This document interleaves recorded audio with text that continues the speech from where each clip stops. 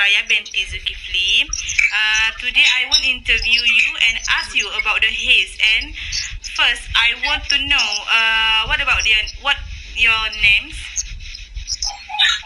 Waalaikumsalam. My name is Nur Safirina binti Sude. Okay, my first question is, I want to ask you a question about haze. What do you understand about the meaning of haze? Okay, the meaning of haze is an atmospheric condition filled with dust, smoke, and particles suspended in the air space, thus obstructing visibility. Okay, my next question is, do you know the cause of haze, especially in Malaysia? Can you please explain? Okay, what I know is that one of the cause of haze that has never happened in Malaysia is because of the extreme forest fire in the neighborhood country Indonesia. The accident of the forest fire happened within a few days, which caused a lot of dust and smoke in the airspace until he reached the country of Malaysia. And further, is the result of open burning by local community, such as burning of factory waste, burning of flat land, and so on. This is done on a large scale, will produce dust and smoke in the airspace and cause the room to be polluted and cause the air to become unhealthy. Okay, thank you so much for being willing to answer my question. And we know the haze is so dangerous, especially to community in Malaysia. Thank you. Okay, most welcome.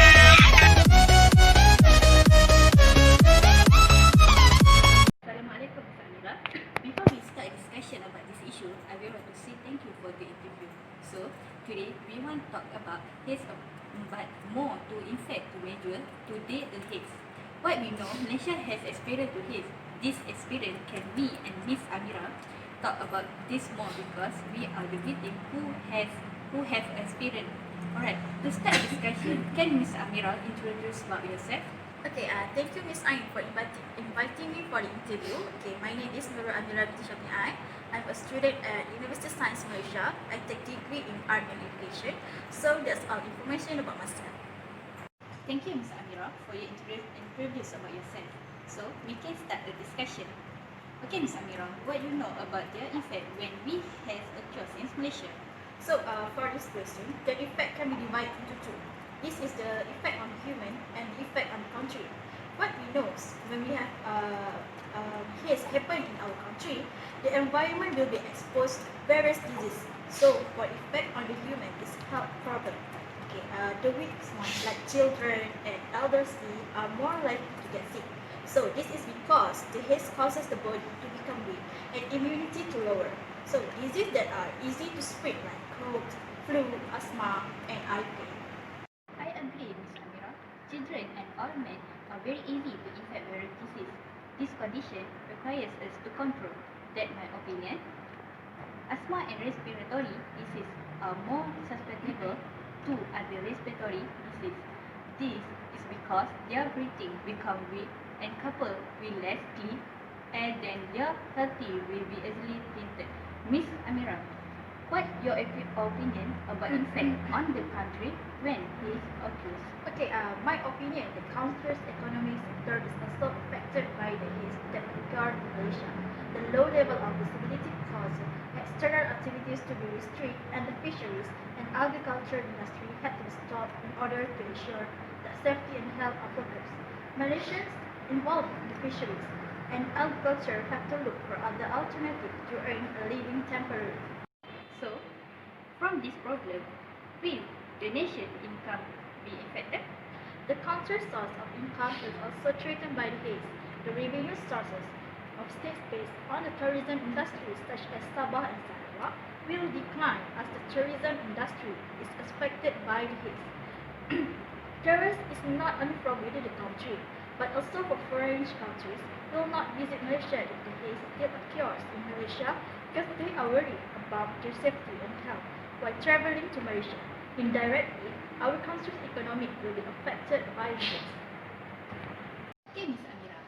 Based on the effect, when the haze happens with many negative effects to human and the country, what are the steps to overcome the haze problem? Okay, steps to overcome the haze problem is through environmental education. Through exposure in the subjects of geography and science, it is hoped to instill a sense of love for the environment. It is hoped that the open burning of garbage by the household sector can be reduced when there is awareness to protect the earth from weather phenomena such as haze. According to the opinion explained by Ms. Amira, this is a step taken by the government. For Ms. Amira's opinion, what are the steps to be taken by women? Okay, as Malaysians, we can play our part by not burning rubbish openly. This is because the smoke produced through the burning of garbage is one of the contributors to the haze, and as a result, human health will be affected and lead to various diseases such as sore throat, asthma, pneumonia, lung cancer, and others. That opinion I very agree. This is because human responsibility is very important in controlling such problems. Without having such attitude, the country will be destroyed in human hands. As human, we must take care of the environment correctly. So, Ms. Amira, we are already at the end of this discussion about the impact of that to deal with haze. Can you give another advice to all people about this issue? Okay, for me, this issue is very good to discuss because we should be aware of all our activities to the environment should be taken carefully. That is because all actions performed will bring many negative problems to us. With meaningful words given by Ms. Amira ends our discussion of this issue. Before that, I say thousands of thanks to Ms. Amira on the willingness to participate in this initiative. We hope this information is benefit to all of us. Thank you. Mr. Gilbert, good evening. Good evening to you too. How are you? I'm fine. May I ask you a few questions? Yes, you may. Okay, first question is, which place that more easily will happening next? Can you give me some examples? Haze often occurs in places such as heavy industrial sites, such as in Selangor, for example, and KL, where the usage of not public transport, cars, motorcycles, they use a lot of it. The reason is we cannot control the carbon emission from these industrial sites, which is a lot of them in Malaysia, and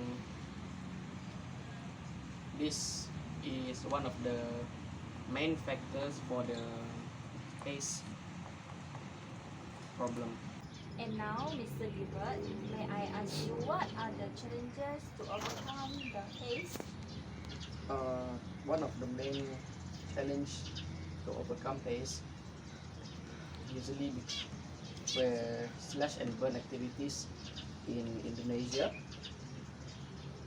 which the government of Indonesia, they cannot control these activities. The current pandemic causes them to stay at home, and the second is most Malaysian now they rather use their own transport rather than they use public transport such as buses and monorails, and this is one of the main reason that haze occurs.